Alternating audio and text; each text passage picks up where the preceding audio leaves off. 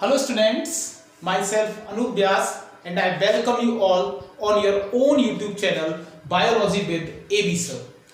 And today we are going to start a very important chapter, Cell, Unit of Life. Chapter 8 NCERT Biology Class 11th. तो बेटा देखो cell के बारे में class 9th में भी हमने काफी सारी चीजें सीखी हैं, पढ़ी हैं, वो काम भी आएंगी हमें यहाँ पे, ऐसा नहीं है वो काम नहीं आएंगी, लेकिन अब जिस वे में हम पढ़ने वाले हैं, जिस पॉइंट ऑफ व्यू से हम पढ़ने वाले हैं वो है हमारा competition point of view. Competition point of view से मतलब कि अब हम एक वो होता है ना, एक सब्जेक्टिव मैनर होता है, सब्जेक्टिव मैनर में एग्जाम में हमको आता है और हम एग्जाम में बड़ा सा आंसर लिखते हैं, ऐसा नहीं। अब हमें जज करना होगा ऑप्शंस को, क्योंकि ऑप्शनल क्वेश्चंस आएंगे उसके अंदर, उसमें स्टेटमेंट्स आ सकते हैं, उनको जज करना पड़ेगा वाकई ये स्टेटमेंट सही है या नहीं है। वो छोटी छोटी सी माइनर सी मिस्टेक्स दे देता है उसके अंदर, जिनको हम रिकॉग्नाइज नहीं कर पाते क्योंकि हम स्टेटमेंट्स को प्रॉपर नहीं पढ़ते। तो अब हमें थोड़ा सा शार्प फोकस के साथ में अपन को पढ़नी है सारी चीजें। अब देखो एनसीईआरटी के बारे में ये कहा जाता है कि एनसीईआरटी जो होती है ना बेटा, वो नीट के जो एस्पिरेंट्स होते हैं उनके लिए गीता से कम नहीं है। और गीता के बारे में आप सबको पता है कि जिसको पढ़ तो सबने लिया लेकिन उसको फुल्ली एक्सप्लेन करना बड़ा मुश्किल है, उसको पूरी तरीके से समझना, पूरी तरीके से समझ पाना बहुत मुश्किल हो जाता है। ऐसे ही हमारे लिए गीता है कौन? हमारी एनसीईआरटी की बुक। लेकिन ऐसा नहीं है कि हम इसे नहीं समझ पाएंगे, बिल्कुल समझ पाएंगे अगर शार्प फोकस के साथ में, फुल फोकस के साथ में अगर हम पढ़ेंगे इस चीज को। देखो बेटा, हमने एक सिंपल सी चीज सुनी हुई है कि hard work is the key of success, पर मेरे हिसाब से ऐसा नहीं होता। Hard work with full focus in a right direction is the key of success. यानी आप हार्ड वर्क तो कर रहे हो लेकिन आपका पूरा फोकस नहीं है और डायरेक्शन आपकी सही नहीं है, तो उससे कोई रिजल्ट निकलने वाला नहीं है। तो इसी एनर्जी के साथ अपन इस चैप्टर को स्टार्ट करते हैं। तो सेल के बारे में, सबसे पहले सेल के बारे में जानने के लिए हमको एक छोटा सा क्वेश्चन अपने दिमाग में लाना पड़ेगा। सबसे पहले सारी शुरुआत कहां से होती है? क्वेश्चन से होती है कि जब हमारे चारों तरफ देखते हैं तो हमें दो तरीके की चीजें नजर आती है नहीं आती है? एक तो लिविंग और एक नॉन लिविंग। इसके अलावा कुछ आता है? नहीं। या तो लिविंग या नॉन लिविंग, यानी या तो सजीव या निर्जीव, इसके अलावा कुछ नजर आता है? नहीं है, नहीं, बिल्कुल। अब ऐसा क्या है जो एक लिविंग को लिविंग बनाता है और ऐसा नॉन लिविंग के पास में क्या नहीं है जिसकी वजह से वो लिविंग नहीं बन पा रहा है या वो लिविंग की तरह बिहेव नहीं कर पा रहा? तो उसका आंसर है the cell, the basic unit of life of all the living organisms. जितने भी लिविंग ऑर्गेनिजम्स हैं उनके लिए the basic unit of life कौन है? सेल। यानी जो लिविंग है उनके पास में सेल है और जो लिविंग नहीं है यानी कि नॉन लिविंग है उनके पास में सेल नहीं है। सीधी सी बात है। अच्छा भाई, इतना क्लियर हुआ। तो अब एक पॉइंट और आता है हमारे पास में, क्या सेल के बेसिस पे, नंबर ऑफ सेल्स के बेसिस पे हम ऑर्गेनिजम्स को डिवाइड कर सकते हैं? बिल्कुल डिवाइड कर सकते हैं। ऑर्गेनिजम्स को आप नंबर ऑफ सेल्स के बेसिस पे डिवाइड कर सकते हो। कैसे कर सकते हैं? On the basis of number of cells organisms, on the basis of number of cells, organisms can be classified into two categories: unicellular, multicellular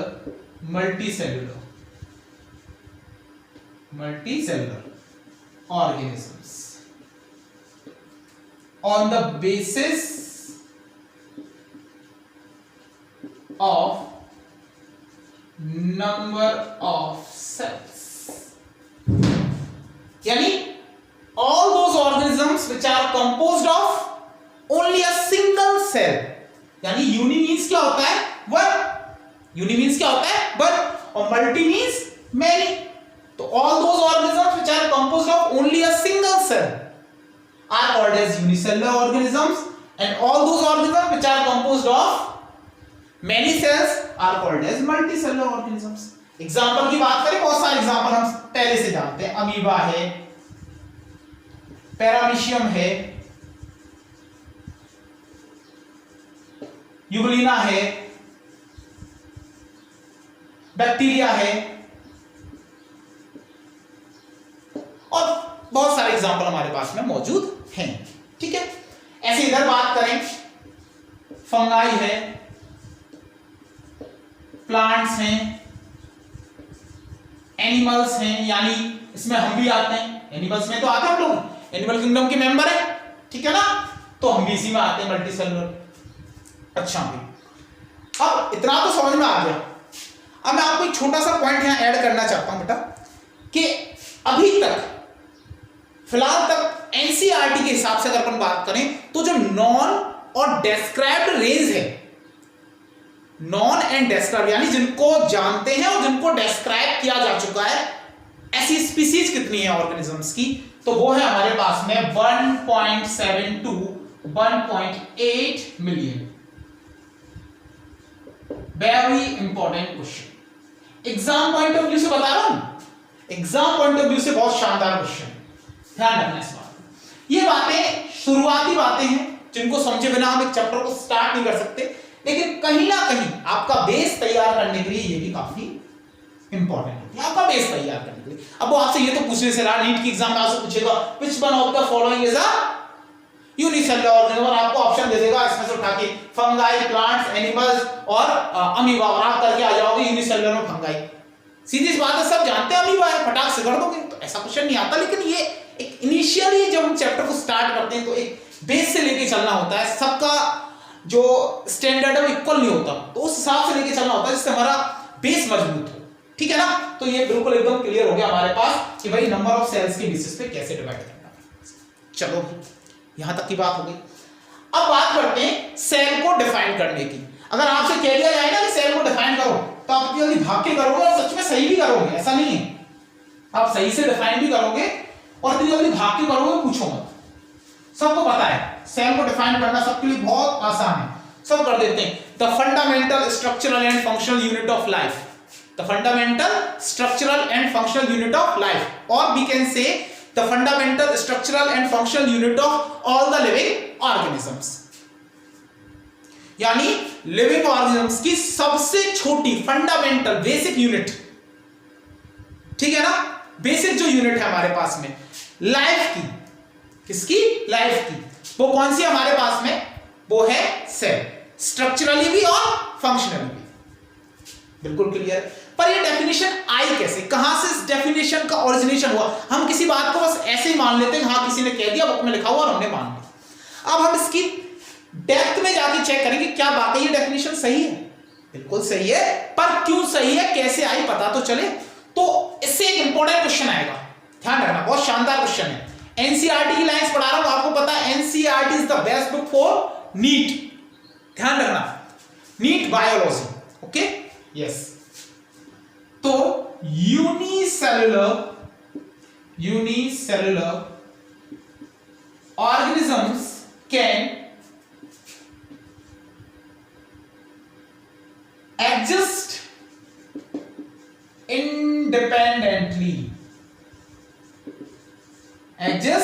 independently and can perform all the functions essential for life.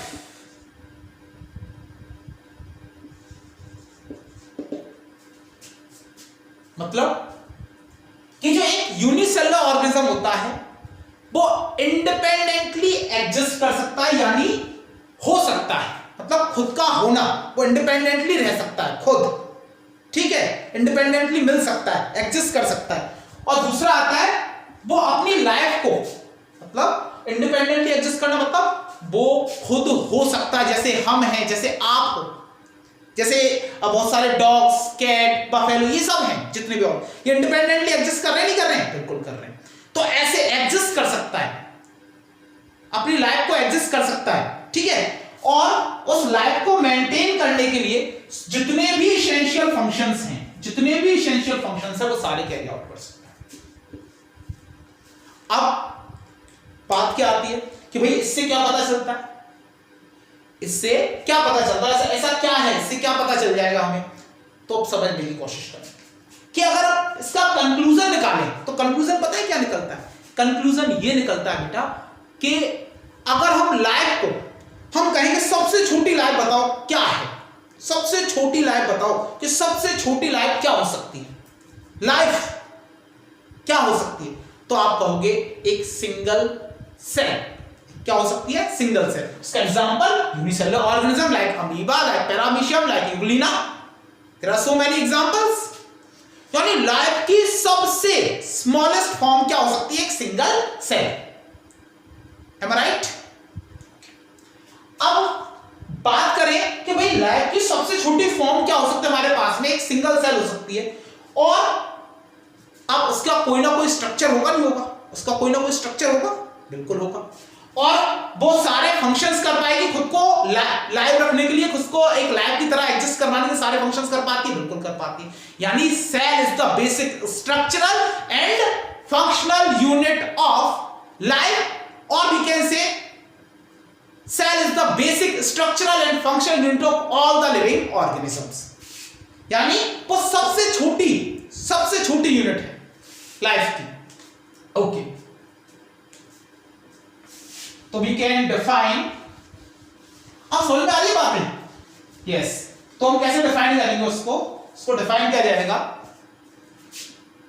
The fundamental structural and functional unit of all living organisms is called cell। okay, बिल्कुल clear है भाई।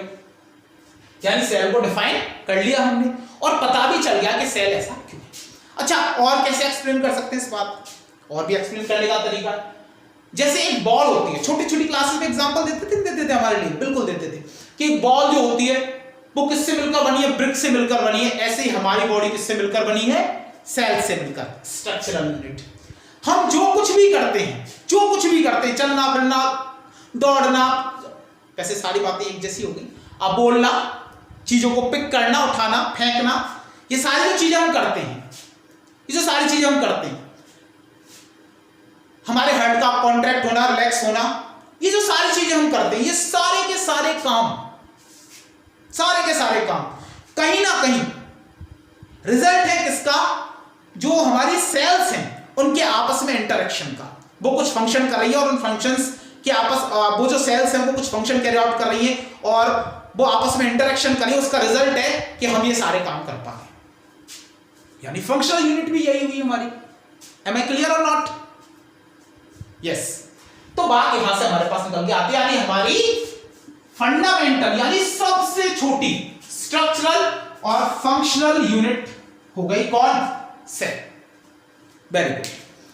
अब थोड़ा सा और depth में चलते हैं, धीरे धीरे इसकी डेप्थ में चलेंगे। अच्छा, अब एक छोटा सा स्टेटमेंट मैं पास करने वाला हूं, बड़ा गजब का स्टेटमेंट है और ये पता है कैसे काम आते हैं, मैं आपको सच बता रहा हूं। स्टेटमेंट से इतने प्यारे क्वेश्चन आते हैं। अभी 2019 वाला जो टेस्ट हुआ था नीट का, इसके अंदर आया हुआ था एग्जाम, तो ये प्रॉपर तो याद नहीं है पर शायद ये था, the statement omni cellular e cellular regarding the cell theory was given by. तो उसमें बहुत सारे ऑप्शन थे हमारे पास में, शायद ऑप्शन थे Aristotle, Schleiden, Schwann and Rudolf Virchow. अभी आपने नहीं पढ़ा, मैं अभी पढ़ाऊंगा, इसी लेक्चर के अंदर पढ़ाऊंगा। तो आंसर होता है इसका रुडोल्फ विर्चो। तो स्टेटमेंट्स आते हैं एग्जाम के अंदर और एनसीईआरटी की लाइंस ट्रू फॉल्स में भी आती है कि ये जो स्टेटमेंट है, choose the false one out, इनमें से जो गलत है उसको अपन करना है, या करेक्ट वन आउट, यानी कि जो हमारे पास में ये बाकी 3 गलत होंगे, करेक्ट होगा उसको करो टिक। तो ऐसे करके स्टेटमेंट वाले क्वेश्चन बहुत काम आते हैं। तो स्टेटमेंट्स को खास करके याद रखना है। अब मैं एक स्टेटमेंट बोलने वाला हूं, बड़ा गजब का प्यारा स्टेटमेंट है। Anything less than a complete cell structure does not ensure independent living. समझ में आया? Anything less than a complete structure of cell does not ensure independent living. यानी अगर एक कंप्लीट सेल स्ट्रक्चर नहीं है, कम से कम आपके पास, कम से कम आपके पास में अगर एक कंप्लीट सेल स्ट्रक्चर नहीं है तो आप लाइफ शो नहीं कर पाओगे। कैसी? इंडिपेंडेंट वाली। अब बड़ी गजब, ये गजब का स्टेटमेंट है, ध्यान रखना इसको, थोड़ा सा इसके डेप्थ को पकड़ने की कोशिश करो। इंडिपेंडेंटली आप लिविंग नहीं रहोगे, आप समझने की कोशिश करना है इसको। यानी आपके पास minimum 1 cell is required to be called as a living. आपको अगर खुद को लिविंग कहना है तो कम से कम एक सेल आपके पास होना जरूरी है। देखो क्या गजब का स्टेटमेंट है। Minimum 1 cell is required to be called as a living. कम से कम एक सेल तो आपके पास हो जिससे आप खुद को कंप्लीटली क्या कह सको, लिविंग कह, आप खुद को लिविंग कह सको। कंप्लीटली लिविंग क्या होता है? या तो आप लिविंग होते हो या नहीं होते, लिविंग कह सकते, ठीक है ना? ओके, अब बात ये आती है, मैं स्टेटमेंट लिख दूं? ओके, पहले ये स्टेटमेंट आप राइट डाउन करो। ये साथ साथ नोट्स ही बनाने आप लोगों को, साथ साथ बनाने, मतलब जो अपने हाथों से आप लिखते हो ना उससे बेटर कुछ नहीं होता। और मैं आपको जो पढ़ा रहा हूं ये पूरी तरीके से बेस्ड अपॉन एनसीईआरटी है, लेकिन फिर भी एनसीईआरटी आपको पढ़नी पड़ेगी। यस, एनसीईआरटी आपको पढ़नी ही पड़ेगी। फिर पूरी तरीके से एनसीईआरटी को मैं कवर करते हुए चलूंगा, लेकिन क्यों पढ़नी पड़ेगी बेटा? क्योंकि एनसीईआरटी में एक डायग्राम की जो एक लेबलिंग भी होती है ना, वो भी इंपॉर्टेंट होती है। एक एक लाइन इतनी इंपॉर्टेंट होती है, अभी आपको पता चलेगा। मैं आपको ना एनसीईआरटी की लाइंस आपको पेज पे बताऊंगा कि इस पेज पे ऐसे है, इसका ये मीनिंग है, ऐसा हुआ तो ऐसा होगा, ऐसा हुआ तो, बड़े हम एग्जाम के पॉइंट ऑफ व्यू से पढ़ेंगे, इस पॉइंट ऑफ व्यू से नहीं पढ़ेंगे हमारी कि भाई हमारी वीडियो में ना मतलब अच्छी सी एक वीडियो तैयार हो गई और बस हमने उसको अपलोड कर दिया और बड़े बढ़िया अपन के पास में लाइक आ गए या कुछ आ गए। नहीं, हमारा पूरा जो मेन पर्पस रहेगा वो क्या रहेगा कि आप एग्जाम क्रैक करो, बस। तो अब बात आती है हमारे पास में, यहां तक तो सब ठीक था। अब वो स्टेटमेंट क्या है हमारे पास में? Anything less than a complete structure of cell does not ensure independent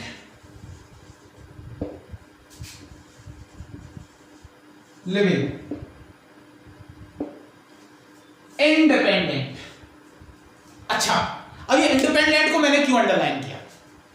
क्या रीजन है इसको अंडरलाइन करने के पीछे कि मैंने इतने बड़े स्टेटमेंट में से इंडिपेंडेंट को अंडरलाइन कर दिया? अच्छा, क्योंकि ये बाकी बातें तो हमारी समझ में आ गई। इससे रिलेटेड मैं आपको कुछ नया बताने वाला हूं।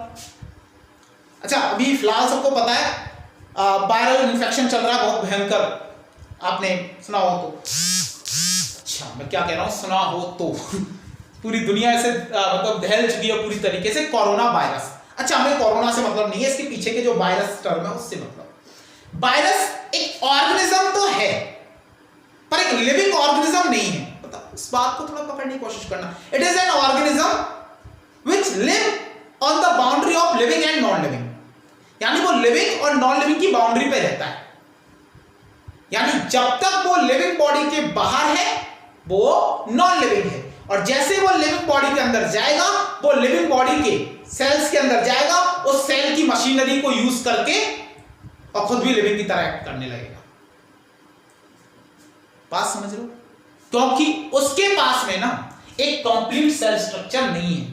यानी वो एक ऑर्गेनिज्म तो बना, वो एक ऑर्गेनिज्म तो है, पर वो इंडिपेंडेंट लिविंग शो नहीं कर पा रहा, डिपेंडेंट है। जब अंदर जाएगा तब जाके लिविंग ऑर्गन के अंदर जाएगा तब जाके लिविंग बन पाएगा। तो आपके पास क्या गजब का स्टेटमेंट है। मतलब minimum 1 cell is required to be called as a living. Minimum 1 cell is required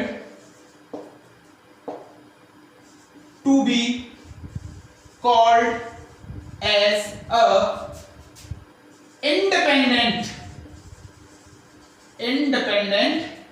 living organism। Independent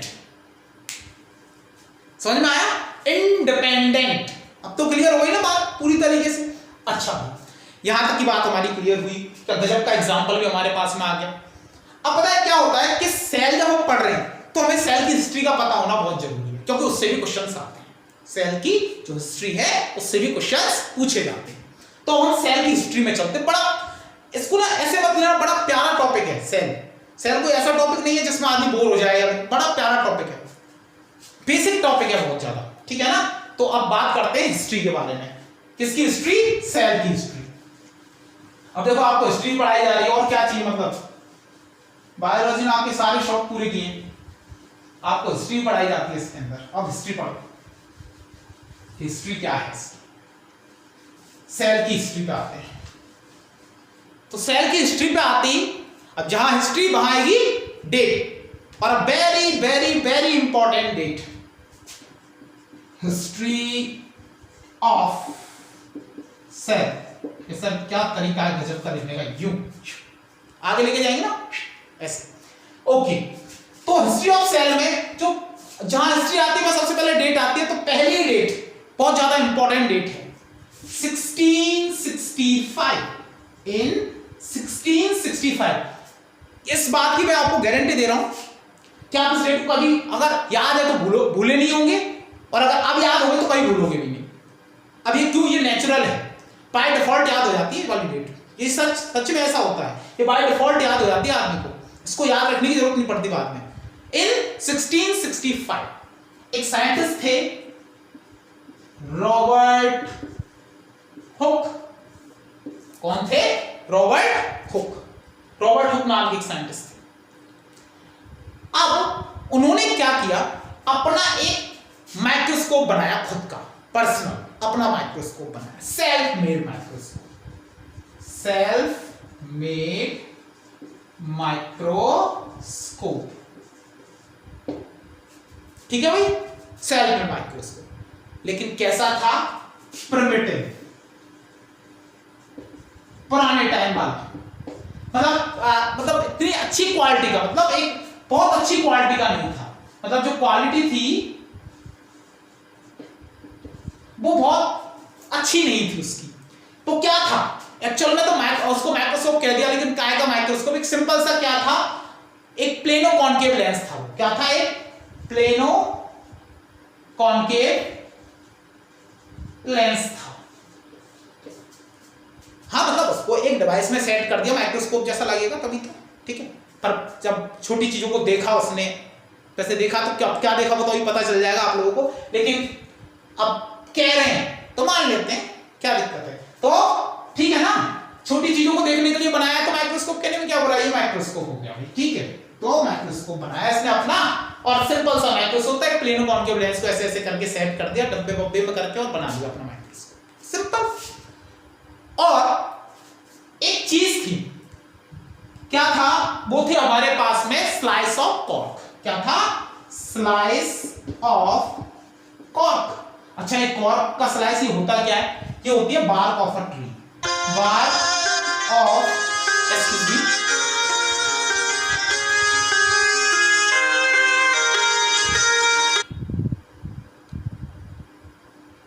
तो जो बार्क ऑफ अ ट्री थी, ठीक है ना, क्या थी? Bark of a tree. इसको ऑब्जर्व किया, इसको क्या किया? ऑब्जर्व किया, इसको ऑब्जर्व किया, बार्क ऑफ ट्री को। अब जब इसको ऑब्जर्व किया ना, तो उसे कैसा नजर आया, ठीक है, क्या नजर आया उसके बाद वो मैं आपको बताता हूं। जब इसको ऑब्जर्व किया तो उसको नजर आया कुछ ऐसा, टिंग डिंग डिंग डिंग डिंग, ओके, टिंग डिंग डिंग डिंग डिंग डिंग, टिंग डिंग डिंग डिंग डिंग डिंग, ओके। एक हनीकॉम्ब लाइक स्ट्रक्चर, वैसे इतना प्यारा नहीं बनाया लेकिन उसका बहुत अच्छा था, ठीक है ना। अब मान लो यार क्या फर्क पड़ रहा, तो एक हनीकॉम्ब लाइक स्ट्रक्चर उसको दिखा, और उसने इस हनीकॉम्ब लाइक स्ट्रक्चर को अगर अब कह दिया गया कि इसके अंदर, उसने पता है क्या किया है, अभी समझने की कोशिश करना, इस चैम्बर लाइक स्ट्रक्चर्स नजर आए उसको, चैम्बर होते हैं ना हनीकॉम्ब के अंदर, ऐसे चैम्बर लाइक स्ट्रक्चर। उसने एक चैम्बर को सेलुला कहा, एक चैम्बर को क्या कहा? सेलुला। और सेलुला का प्लूरल क्या हो गया? सेलुले। और बाद में यही सेलुलर टर्म बदल के और आज किस नाम से जानी जाती है? सेल।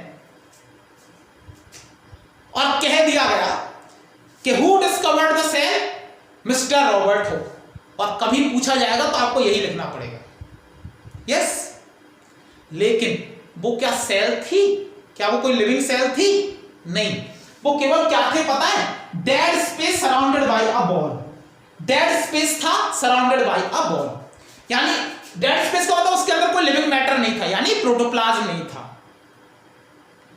प्रोटोप्लास्ट नहीं था। अब प्रोटोप्लाज्म और प्रोटोप्लास्ट के बीच में स्लाइड्स का जो डिफरेंस है वो मैं आपको पहले आपको नहीं, क्लास में बताया था, मैं आपको और एक्सप्लेन करूंगा, स्लाइड में एक्सप्लेन कर दूंगा, ठीक है, चिंता मत करना, ठीक है। तो उसके अंदर कोई लिविंग मैटर नहीं था, यानी डेड स्पेस था। कैसा स्पेस था? Dead space surrounded by a ball. और आज पता है इस बॉल को क्या कहा जाता है? Cell wall. क्या कहा जाता है? Cell wall. तो who discovered the cell wall?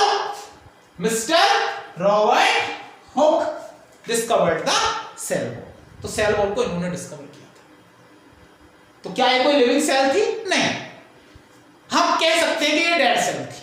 तो डेड सेल का भी पूछा जाए किसने डिस्कवर किया, तो मिस्टर रॉबर्ट हुक। अगेन ये जो स्टडी पूरी की पूरी उन्होंने की है, एक चीज और बता देता हूं, वैसे बहुत कम पूछा जाता है, फिर भी कम क्या पूछा जाता, पूछा जाता तो पूछ लिया जाता अब तक, ठीक है, ओके। हाँ, तो बता देते हैं, कोई बड़ी बात नहीं है, ठीक है। ये जो हमारे पास में कॉर्क लिया था उसने, ठीक है, जो कॉर्क लिया था,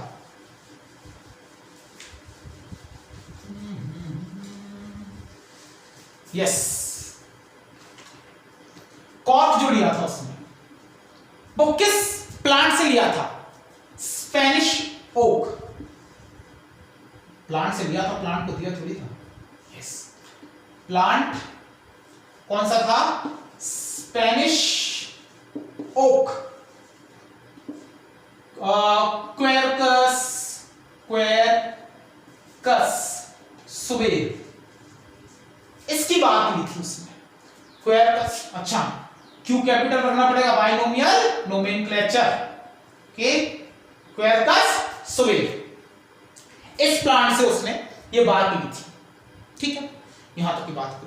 अब ये जो पूरी की पूरी कहानी थी उसने इन 1665 एक बुक के अंदर लिख दी, और वो बुक थी माइक्रोग्राफिया। कौन सी? माइक्रोग्राफिया। माइक्रोग्राफिया बुक के अंदर उसने बुक थी ये, ठीक है, हाँ। तो माइक्रोग्राफिया बुक के अंदर उसने सारा कुछ लिखा। तो यानी जो ये डायरेक्ट सेल नहीं, पर ये जो सेल, अब आपसे पूछा भी जाए कि सेल जो वर्ड है इसका जो ट्रेस मिला सबसे पहले, वो कहां मिला था? वो ट्रेस मिला था सबसे पहले इस माइक्रोग्राफिया बुक के अंदर। अच्छा, एक चीज और बता दूं, इंटरेस्टिंग फैक्ट, कि माइक्रोग्राफिया एक है ना न्यूरोलॉजिकल डिसऑर्डर भी होता है, ये अलग है, ये बुक है, ठीक है ना, ये बुक है। एक और होता है, एक न्यूरोलॉजिकल डिसऑर्डर भी होता है, neurological disorder related to handwriting से रिलेटेड एक न्यूरोलॉजिकल डिसऑर्डर है, पर हमको तो इससे कोई मतलब है नहीं, पर याद रहेगा, लिंक रहती है, लिंक, ठीक है ना, माइक्रोग्राफिया के अंदर। चलो भाई, यहां तक की बात हो गई। तो हमें discoverer of cell, who discovered the cell? Mister Robert Hooke. Who discovered the dead cell? Mister Robert Hooke. Who discovered the cell wall? Mister Robert Hooke. Okay जी, यहां तक की बात हो गई। पर अभी तक तो जो सेल की बात हुई है वो कौन सी सेल थी? Dead cell. अब बात करते हैं लिविंग सेल की। तो जो पहली बार फ्रीली लिविंग सेल को देखने वाला, फ्रीली लिविंग सेल को फर्स्ट टाइम जिसने देखा वो कौन थे? बड़ा गजब का नाम, ध्यान रखना, एंटोन बॉन ल्यूवेनहॉक। एंटोन बॉन ल्यूवेनहॉक, जिसने पहली बार first time freely living cell को ऑब्जर्व किया था, फ्रीली लिविंग सेल को ऑब्जर्व किया था। अब इसने स्पर्मेटोजोआ, बैक्टीरिया, स्पर्मेटोजोआ को, ठीक है, बैक्टीरिया को, प्रोटोजोआ को, आरबीसीज को, सबको देखा था इसने। किसने? मिस्टर एंटोन वॉन ल्यूवेनहॉक ने। ठीक है ना? एंटोन वॉन ल्यूवेनहॉक ने फ्रीली, ये फ्रीली लिविंग है नहीं है, बिल्कुल फ्रीली लिविंग है हमारे पास में, जैसे स्पर्मेटोजोआ है हमारे पास में, ठीक है ना, और हमारे पास में बैक्टीरिया है, प्रोटोजोआ है, आरबीसीज का केस तो आप समझते हो, आरबीसीज, ठीक है ना, का केस आप समझते हो, सिंपल सी बात है। आप एक सिंपल चीज समझो, जो फ्रीली लिविंग, ठीक है, तो हम बात, ये चीजें वो थी जो सारी की सारी इसने डिस्कवर किया, ठीक है, समझने की कोशिश करना है, मतलब सारी की सारी जो इसने ऑब्जर्व की थी, ठीक। तो इसने पहली बार में सबसे पहले फ्रीली लिविंग सेल्स को देखा, उनको इसने पता है क्या नाम दिया, यानी जो भी फ्रीली लिविंग सेल्स इन्होंने देखी उनको पता है क्या नाम दिया इसने? एनिमल्क्यूल। एनिमल्क्यूल,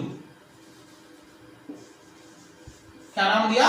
एनिमल्क्यूल, ठीक है। आरबीसी पता है ये क्या है हमारे पास में? रेड ब्लड सेल्स, ठीक है, शॉर्ट फॉर्म में, ठीक है, ओके जी, वैसे आप सब जानते हो, बताने की बात है ही नहीं, ठीक है। यानी इसने जो भी फ्रीली लिविंग ऑर्गेनिजम्स को ऑब्जर्व किया, उनको इसने क्या कहा? एनिमल्क्यूल्स। इसने किन किन चीजों को ऑब्जर्व किया था, किन किन चीजों को देखा था? स्पर्मेटोजोआ यानी स्पर्म, ठीक है बेटा, और बैक्टीरिया, प्रोटोजोआ, आरबीसीज, इन सबको इसने देखा था। और इसने फ्री लिविंग जो ऑर्गेनिजम्स को या सेल्स को देखा, उनको इसने क्या नाम दिया? एनिमल